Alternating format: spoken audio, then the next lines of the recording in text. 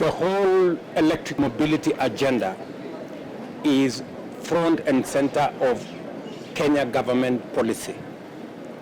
In fact, we are at the final stages of setting up an electric vehicle manufacture facility in Kenya. We believe very strongly that that is the direction we should be going. The policy framework is in place.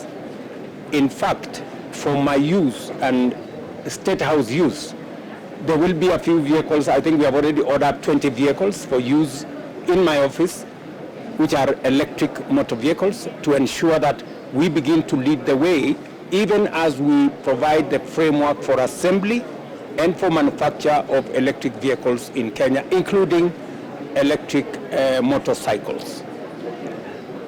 If you follow the events in COP28, we mobilized more than $1 billion under our framework of Africa Green Industrialization Initiative.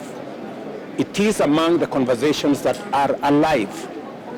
There were 8 heads of state in the launch in COP28 last year on the Africa Green Industrialization Agenda, because this is the direction we all want to push our continent, so that it moves from the potential that we have, move it into the opportunities that are needed, and drive it into investment that will unlock that potential and actualize the opportunities that we are looking for.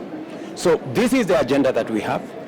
It is a live agenda. I have just finished a conversation with the president of Gabon on the same items, on how they will plug in to the Africa Green Industrialization Initiative as we get more and more countries on board, so that we can mobilize resources globally, because we have set ourselves as a continent that we are not only going to drive green growth for ourselves, but we are also going to assist other economies decarbonize, because we have the resources, we have the human capital, we have the energy resources, green energy for that matter, to be able to drive global industrialization agenda.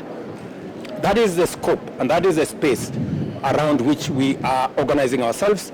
Let me also tell you that we are pushing for a fairer, as you heard in my statement, a fairer international global architecture, because the availability of concessional resources will assist countries in the global south, countries, low-income countries, to unlock their potential. The current global financial architecture is discriminatory. It is rigged, if you may, against other people. And that is why we are saying this is a conversation we must have, and we're not just making statements about it. Next month, in April, here in Nairobi, we will be having heads of state convened here with the World Bank for us to have a conversation on IDA Replenishment 21, for us to have a conversation on concessional financing. How do we make more resources available through the concessional window that are not expensive, that will enable more countries, especially in our continent, to unlock their renewable energy potential, to unlock the job creation opportunities that we have, so that we can have a much more fairer development paradigm in globally, and more specifically in our side of the world.